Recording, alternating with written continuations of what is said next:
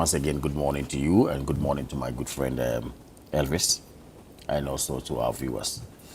A solemn occasion it was, and a solemn occasion it will remain.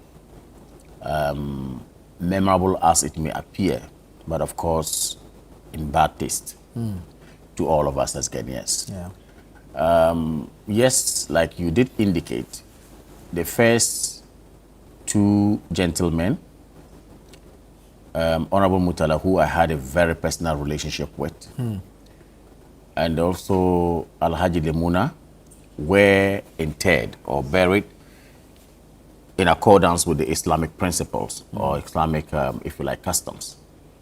Then followed the other six, who indeed were all illustrious sons of this country. In Islam, when it happens like this, what we usually say is Inna lillahi wa inna ilayhi raji'un. To you we come from, and to you is our return. That is what Allah has admonished us to say as Muslims.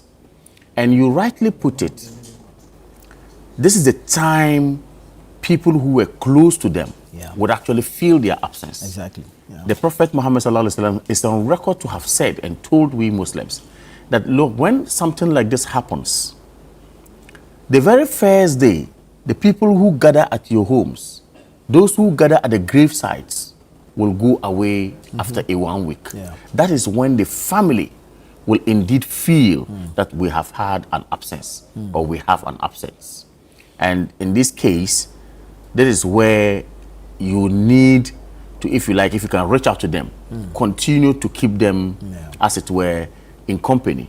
To the extent that under Islamic principles, you don't even cook in the house. Don't allow them to cook. The neighbors are supposed to be taking care of their dinner, their lunch. They don't even have to cook because they are actually in a mood that you can't even explain. But like I said, this is life. It's a journey we shall all embark on. Whichever way, we don't know. God has decided in his wisdom to hide that to us. So when it happens to a brother, when it happens to a sister, reflect, put yourself in the shoes of that person. And also recall or remember that this world is in the tentative. It is not permanent. We will surely go or depart and then one day leave the world behind. That is why you must have two bank accounts. You must have the worldly bank account and you must also have the eternal bank account. A scholar in Islam said something that when you set up for business and gain something or profit, that profit in your hand, you only have two that belongs to you. The one you use to purchase food and eat into your stomach is yours. The other one that you use or take part to give in charity or alms to people, grow, bless people, that is a bank account you have saved for yourself in future. I mean, in the eternity. Now, what is left is for people to inherit. It's not yours. You can buy all the houses. You can buy all the cars. Remember, you are not doing it for yourself. You are doing it for others. People you don't even know. People you may not even have linked to. So clearly, I just think that this is a solemn occasion. This is something that we all need to reflect on. It happened in a very, let me use the word crude, even though God in his wisdom knows why. In a very crude way, not by their making, not by our making, but by the making of anybody. However, we would have to continue to pray for the departed and also pray for ourselves as we remain again. Ghana has been in a state of mourning, but I believe, inshallah, we shall recover from it again and then life moves on. The aspect of ideas on this fund. First of all, let's establish that an accident is undefined. It can happen at any time. What we ought to do as a people, for me, in my view, is to strengthen the institutions that we all have as a country established.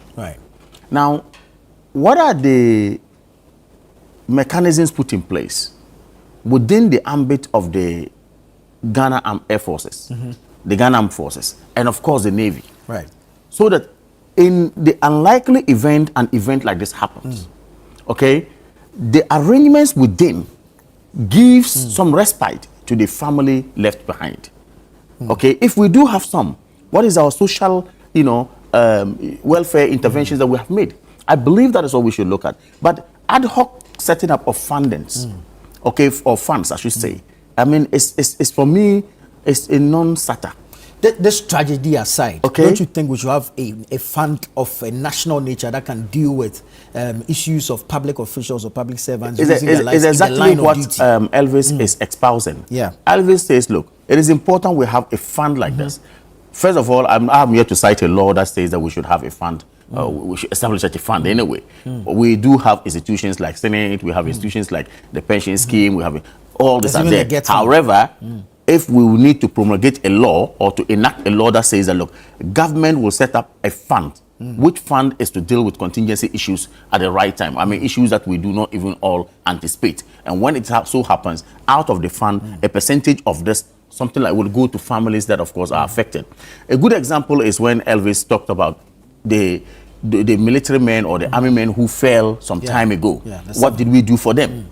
Yeah, so if this idea is coming up, then we can moot the idea properly, put it before Parliament, get a law to back it, set up a fund like that. It's not touchable until we move on. Otherwise, we're going to open the floodgates for funds. I mean, people to be setting up all manner of funds. Right. We're setting up this, we're setting up that. Nothing stops you as a family to do something like that or set up foundations that will call this. But of course, we should try to streamline it and get a law put in place, of course, and then set up something like that. So otherwise, this fund should have legal backing. Yes, it should have legal backing, basically. If we don't have something like that, we will risk opening the floodgates. Right. Very well, Aji. Thank you so much.